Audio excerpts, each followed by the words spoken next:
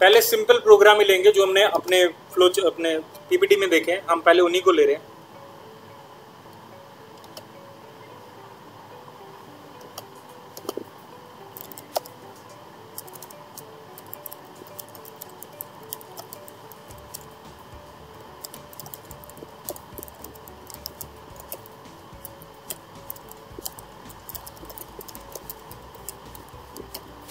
तो पहला प्रोग्राम हमारा वही था इफ का, जहां हमने ए की वैल्यू को चेक किया था, ए ग्रेटर देन 10। सो हमने ए नंबर डिक्लेयर कर दिए और यूजर से इनपुट करा रहे हैं। हमने ए यूजर से इनपुट करवाया। अब हम कह रहे हैं if a greater than equals to what 10, अगर 10 से बड़ा है तो हमने कहा था a plus plus and then cout what a return 0। So इस प्रोग्राम के अकॉर्डिंगली हमने कहा था कि अगर a 10 से बड़ा है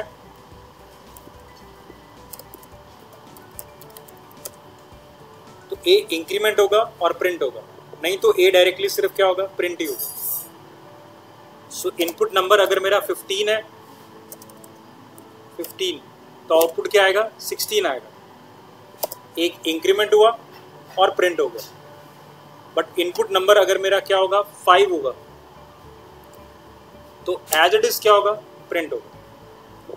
क्योंकि इनपुट नंबर अगर 5 था, कंडीशन मैच नहीं होती तो a प्लस प्लस स्किप हो जाएगा, a एज इट इज क्या होगा, प्रिंट होगा। मैंने ये भी बताया था कि इफ के लास्ट में सेमीकोलन नहीं लगाते, अगर आप लगा दोगे तो कंपाइलर एरर नहीं देगा, बट प्रोग्राम का बिहेवियर चेंज हो जाएगा। जैसे मैंने यहाँ पर सेमीकोलन लगा दिया, जब आप किसी इफ के आगे सेमीकोलन लगाते हो तो इसको, इस स्टेटमेंट को एग्जैक्टली क्या मानना, ये बन गया। मतलब if a greater then 10 bracket start and close, मतलब एक ब्लॉक बना बट दैट इज एम्प्टी। यानी ये a प्लस प्लस वाली स्टेटमेंट भी अब इफ के ऊपर डिपेंड नहीं करती, बाहर ही है, वो अलग है इफ के पास अपनी कोई स्टेटमेंट एग्जैक्टली है ही नहीं। तो इसका मतलब अभी जो हमने आउटपुट देखा 5 के केस में उसने प्लस प्लस नहीं किया, इंक्रीमेंट किया, यहाँ मैंने सेमीकोलन दे दिया। सेमीकोलन का मतलब है इफ यहीं पे टर्मिनेट होगा। सो इसका मतलब कंडीशन चाहे मैच करे या ना करे, दोनों केसेस में क्या होगा, इंक्रीमेंट और प्रिंट होगा। सो मेरे पिछले प्रोग्राम के आउटपुट में 5 का आउटपुट 5 आया था, बट अब 5 का आउटपुट क्या आ रहा है, 6 आ रहा है। तो सेमीकोलन लगाने से क्या फर्क पड़ा, प्रोग्राम ने अगली स्टेटमेंट को नहीं कंसिडर किया अपने अंदर। इफ के अकॉर्डिंगली अगर सेमीकोलन लगा हुआ था तो इफ स्टेटमेंट यहीं पे टर्मिनेट होगी ब्रैकेट स्टार्ट एंड क्लोज से। सो ध्यान रखना है इफ के अंदर सेमीकोलन नहीं लगाना। अब ब्लॉक स्टार्ट करते हैं। तो हमने लगाया इफ के अंदर a greater than equals to 10, और ये दोनों को हमने एक ब्लॉक के अंदर रख दिया। सो इसका भी हमने आउटपुट देखा था, अगर ये 10 से बड़ा है तो प्रिंट होगा, इंक्रीमेंट होगा और प्रिंट होगा, और अदरवाइज एज इट इज क्या होगा, कुछ भी नहीं आएगा। मतलब अगर 15 था तो 16 आ रहा है।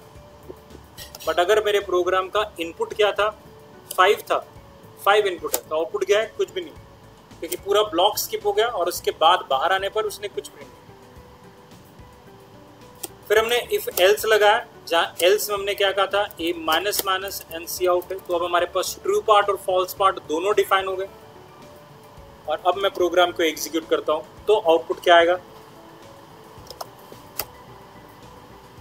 कम होने पर एक और कम हो जाएगा। मतलब अगर इनपुट क्या था, 5 था, तो आउटपुट 4 हो जाएगा। अब यहां ध्यान रखना है, यहां अगर मैं इफ के ऊपर सेमीकोलन लगाऊं ना तो वो एरर देगा। अब एरर किस तरह से आएगी, क्योंकि अगर मैंने इफ के ऊपर सेमीकोलन लगा दिया तो इफ का मतलब तो यही हो गया, ब्रैकेट स्टार्ट एंड क्लोज। तो फिर क्वेश्चन ये आएगा कि ये एल्स किसका है, क्योंकि एल्स इफ के खत्म होने पर ही आना है। अब यहाँ क्या हो रहा है, इफ तो यहीं पर खत्म हो गया और उसके बाद कुछ स्टेटमेंट्स भी आई और बाद में क्या लिखा जा रहा है, एल्स लिखा जा रहा है। तो ये एल्स किस इफ को बिलोंग कर रहा है, कुछ डिफाइन ही नहीं। तो अगर आप अब इफ के लास्ट में सेमीकोलन लगा रहे हो तो अब वो आपको जरूर एरर देगा, एल्स पे एरर देगा, else without a previous what if. तो एल्स का इफ उसे नहीं मिला क्योंकि ये इफ यहीं पर टर्मिनेट हो गया। तो ये हमारा सिंपल इफ एल्स हो गया। हालांकि हमने इसको और छोटा किया था, जहां हमने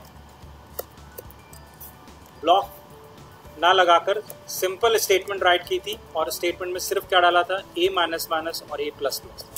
तो अगर कंडीशन ट्रू है so it is a plus plus और एल्स ए माइनस माइनस। सी आउट की स्टेटमेंट बाहर है तो उससे उसका कोई लेना देना नहीं है। इफ एल्स से उसने ए को क्या करना है, प्रिंट करना है। 5 है तो 4 प्रिंट आ जाएगा, अगर ग्रेटर देन 10 है तो प्रिंट आ जाएगा। ये सिंपल इफ एल्स। अब ऐसी ग्रेटेस्ट ऑफ 3 नंबर का लेता हूं।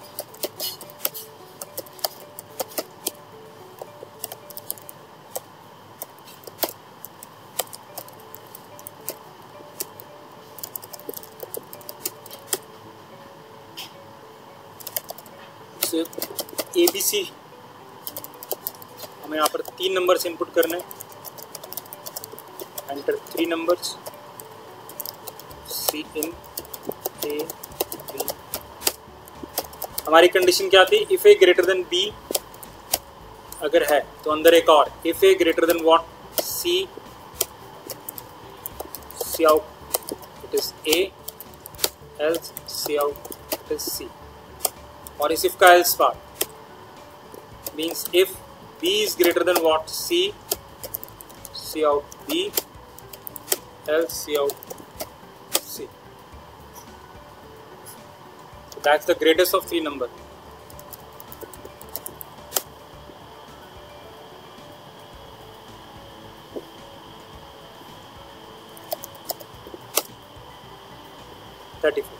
और यहाँ पर अगर हम 3 नंबर सेम भी डाल रहे हैं तो भी आउटपुट रिजल्ट आएगा 7 7 7 का आउटपुट क्या है 7, लेकिन मुझे ग्रेटेस्ट चाहिए था 7। क्लियर हुआ?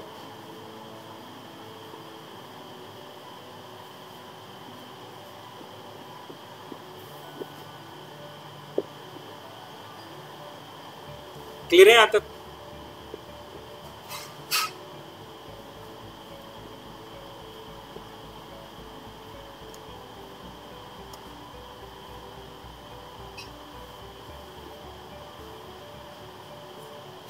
हाँ जी, क्लियर है सबको?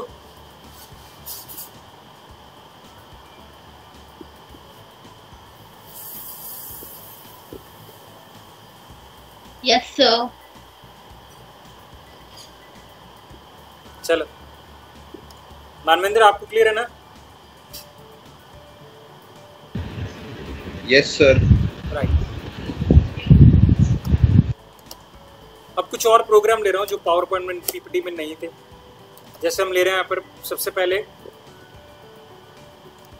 सबसे छोटा प्रोग्राम, दैट इज कॉल्ड कि हम प्रोग्राम का ये फाइंड आउट कर रहे हैं कि नंबर इवन है या ऑड है। तो हम यूजर से एक नंबर इनपुट करवाएंगे और हम ये फाइंड आउट कर रहे हैं कि नंबर इवन है या ऑड है। अब इवन ऑड का फॉर्मूला हमें पता है, डिवाइड बाय 2 करो, अगर रिमाइंडर आता है दैट इज व्हाट ऑड है, अदरवाइज वो क्या है, इवन। सो लॉजिक के अकॉर्डिंगली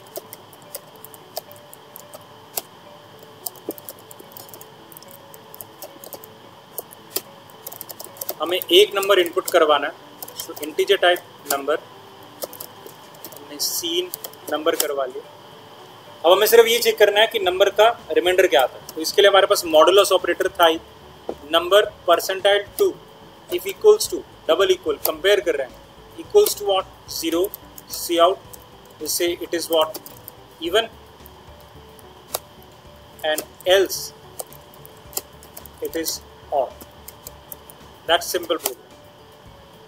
तो मैं नंबर इनपुट करके सिर्फ वो बता देगा कि आपका नंबर इवन है या ऑड है।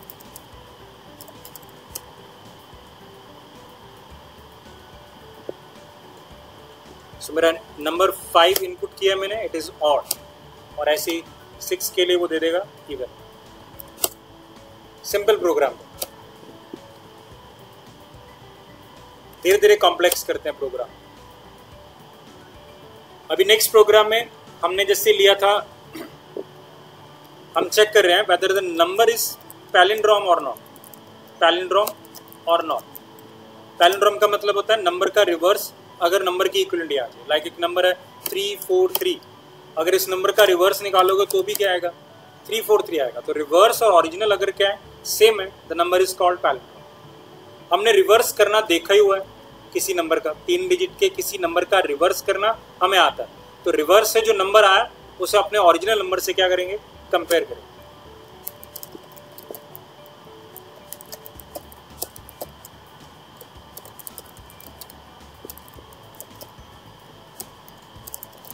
तो हमें यूजर से अगेन एक नंबर इनपुट करना है, नंबर। अब इस एक नंबर के हमें तीनों डिजिट्स अलग अलग निकालने हैं। So I will say digit 1 equals to number divide by 100। अब यहाँ पर लास्ट टाइम हमने लिखा था number equals to number remainder what 100, हमने ओरिजिनल नंबर में ही चेंज कर दिया था। बट अभी हमें बाद में ओरिजिनल नंबर चाहिए, क्योंकि हमें ओरिजिनल नंबर को रिवर्स के साथ क्या है, कंपेयर करना है। तो या तो आप इसी तरह से करो, बट आप फिर पहले ओरिजिनल नंबर को अपने पास कहीं स्टोर करो। मैंने और एक वेरिएबल बना लिया, ओरिजिनल नंबर इक्वल्स टू जो नंबर इनपुट हुआ वो स्टोर कर लिया, सो दैट कि मैं यहाँ पर एनओ में अगर कुछ चेंज कर भी रहा हूँ तो ओरिजिनल नंबर मेरे पास ओरिजिनल एनओ में पड़ा ही। मैं एनओ को चेंज करता हूँ, तो no equals to no percentile 100 कर दिया हमने। Next digit 2 equals to no divide by what 10 and digit 3 equals to इस एनओ रिमाइंडर व्हाट 10। रिवर्स करने के लिए हमने क्या किया था, integer type reverse equals to d3 multiplied by 100 plus d2 multiplied by 10 plus d1 multiplied by 1। तीनों numbers को इस तरह से रिवर्स किया था। अब हमें सिर्फ ये चेक करना है if the reverse equals to what, original number. Original number अगर मैच करता है then I say the number is palindrome. Cout number is palindrome, क्योंकि ओरिजिनल से मैच कर गया। Else number is not a palindrome.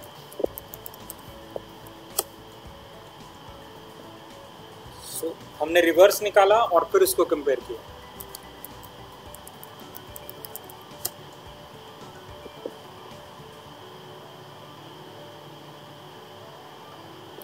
दोनों लगा दिए।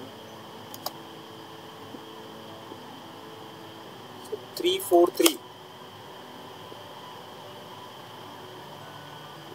और फिर कुछ भी नहीं आया।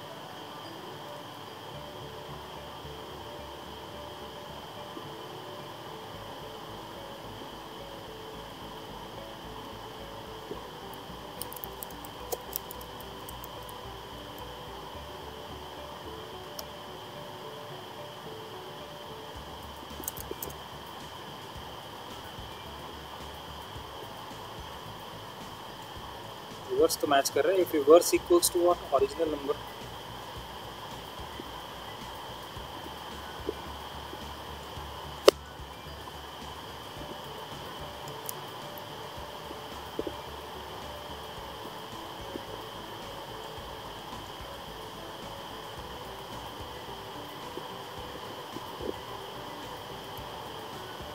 ये ब्रैकेट मिसिंग हो गया, आउटपुट प्रिंट नहीं हुआ। अभी कह रहा कुछ प्रिंट नहीं आ रहा। सो हमारे इस केस में 343 का नंबर इज व्हाट, पैलिंड्रोम। और अगर हम कुछ और डाल रहे हैं 347 जो कि पैलिंड्रोम नहीं है, तो number is not a palindrome. Reverse उसने दिखा दी, प्रिंट करवाया था मैंने 643, रिवर्स आ रहा है बट पैलिंड्रोम नहीं। ठीक है, ये हमारा था पैलिंड्रोम चेक करने के लिए। और लेते हैं कैरेक्टर के ऊपर। हमने किया था एक प्रोग्राम कल आप दिया था कि कैपिटल लेटर के कैरेक्टर को स्मॉल लेटर में क्या है, कन्वर्ट करो। अब हम यहाँ लिख रहे हैं प्रोग्राम जिसमें यूजर से हम इनपुट क्या कराएंगे, एक कैरेक्टर। अगर वो कैपिटल लेटर में है, हमें चेक करना है कि अगर वो कैपिटल में है तो उसे स्मॉल में कन्वर्ट कर दो। लेकिन अगर मैंने जो डेटा डाला है वो स्मॉल में है तो फिर उसे कैपिटल में कन्वर्ट करो। मतलब जो भी है उसका केस क्या करो, रिवर्स करो। तो यूजर से कैरेक्टर इनपुट करो, चेक करो कि अगर वो कैपिटल में है तो स्मॉल में कन्वर्ट कर दो, और अगर स्मॉल में है तो उसे कैपिटल में कन्वर्ट करो।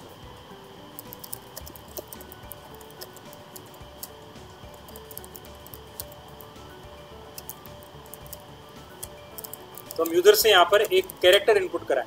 सो कैरेक्टर टाइप का वेरिएबल हो गया हमारा इनपुट इनाम। हमने यूजर से एक कैरेक्टर इनपुट करा। अब हमें चेक करना है कि कैपिटल लेटर में है कि नहीं। अब कैपिटल लेटर में है या नहीं है इसे चेक करने के लिए एक तरीका तो मेरा है स्काई कोड। जो कैपिटल लेटर का होता है, that is 65. So if the input is greater than equals to what 65 and input is less than equals to what 90, then मतलब वो कैपिटल लेटर. और अगर आप ये भी ना करना चाहो, स्काई कोड ना ध्यान रखना चाहो, तो सिंगल कोड में अपना कैरेक्टर दो. If the input is greater than equals to capital A and less than equals to what capital Z. क्योंकि लॉजिकल जो एक्सप्रेशन है लेस देन इक्वल टू, ये इंटीजर पे काम करते हैं, तो एग्जैक्टली दोनों का टाइप कैरेक्टर है, तो ऑटोमेटिकली उसके स्काई कोड के बेसिस पर ही कंपैरिजन करेगा. So the input is greater then A and input is less then what Z, इसका मतलब वो कैपिटल लेटर में है. कैपिटल में है तो उसे किस में कन्वर्ट करना है, स्मॉल में कन्वर्ट करना है. और कैपिटल से स्मॉल के बीच का डिफरेंस 32 का है, मतलब स्मॉल ए का 97 है, 32 ऐड करना होगा. ठीक है ना. और ऐसे इसका एल्स लगा दिया, मतलब एल्स में अगर मैं सीधा लिख दूं कि 32 क्या करो सब्ट्रैक्ट कर दो, तो ऑटोमेटिकली केस कन्वर्ट हो गया. तो अगर इनपुट कैपिटल में था स्मॉल में कन्वर्ट हो गया, एल्स -32 अगर वो स्मॉल में था तो वो कैपिटल में क्या कन्वर्ट हो गया. सो इनपुट लेटर ए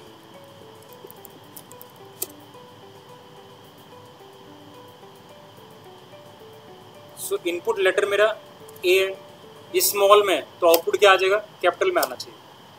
हमने प्रिंट कुछ नहीं करवाया, तो सी आउट क्या करना है, हमें इनपुट करवाना है.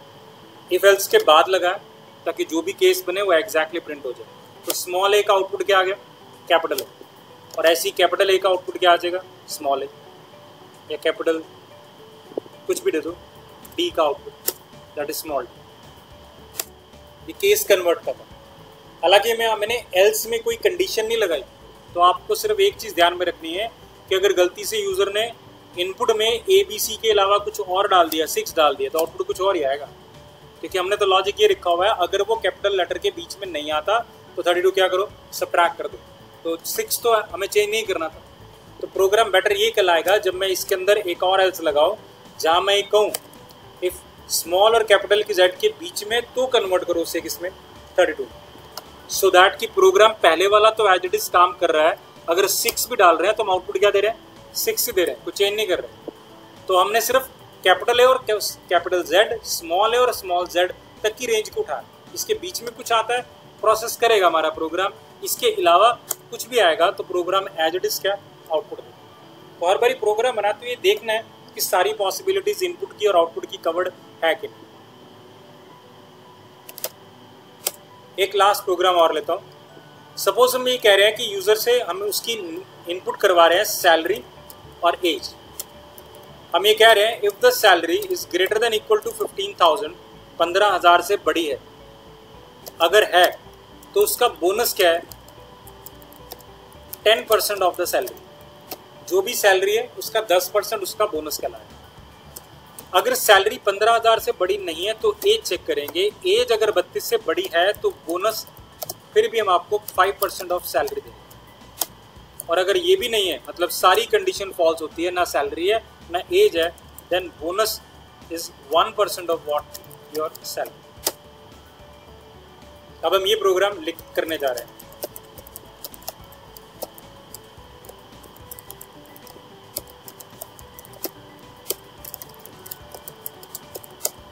इनपुट में हमारे पास सैलरी और एज है, और हमें कैलकुलेट करना है bonus and what the net salary, क्योंकि हमें प्रिंट नेट सैलरी करनी है. सो मेरे लिए पास वेरिएबल क्या हो जाएंगे, input integer type what salary comma as.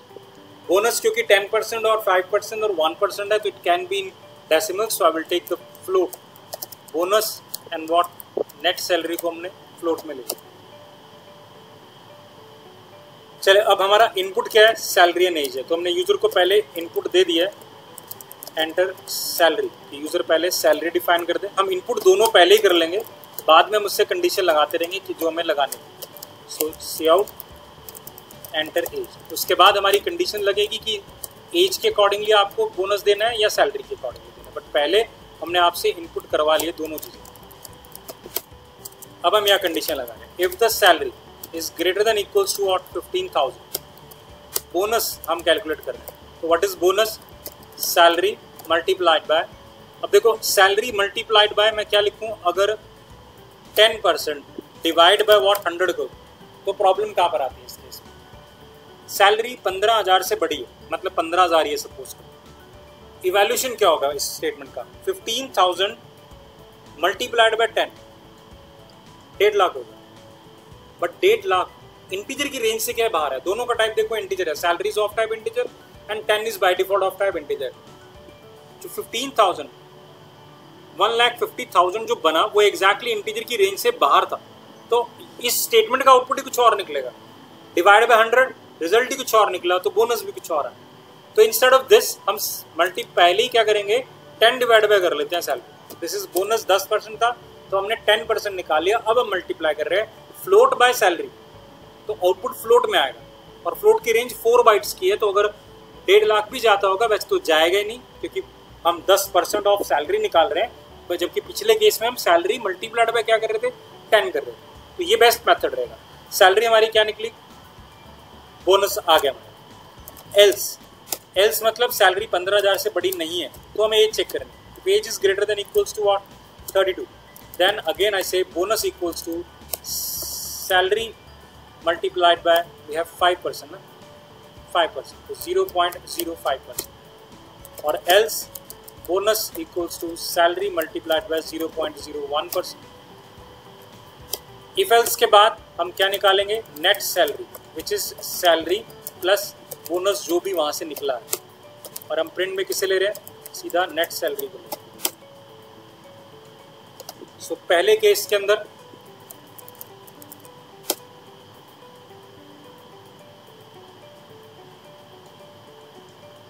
Input डाल रहा हूं 15,000, मैच कर रहा है, पहली कंडीशन मैच हो रही है, तो एज मेरी क्या थी मैटर नहीं करता। तो सैलरी और एज मैंने डिफाइन कर दिया। बोनस क्या आएगा, सैलरी का 10% 1,500, टोटल नेट सैलरी 16,500। अब अगर मेरी सैलरी 15,000 से कम है, 14,000, लेकिन मेरी एज बड़ी है 32 से, in that case it is 5%, तो 14,700, 5% था।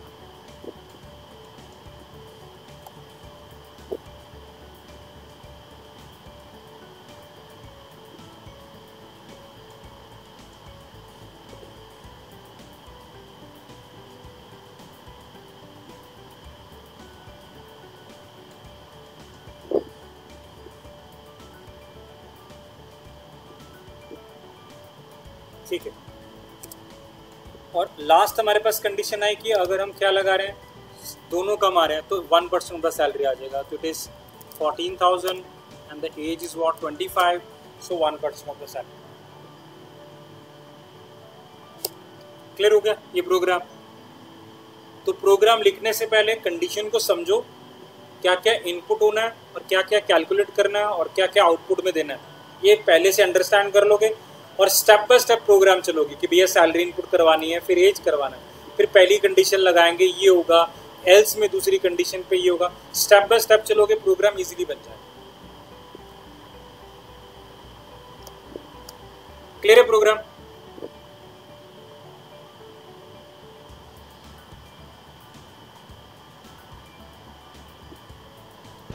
Yes, sir. तो पहले आपने यही प्रोग्राम ट्राई करना है। मैं तब तक इनका वीडियो बना के अपलोड कर दूंगा, बट तब तक आप इन्हीं प्रोग्राम को खुद से ट्राई करो जो हमने आज किए हैं। फिर मैं और प्रोग्राम भी अब ऐड ऑन करूंगा।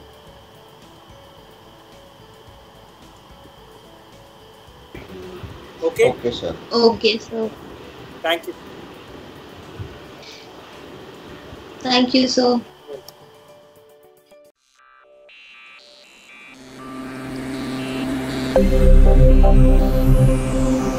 Thank you.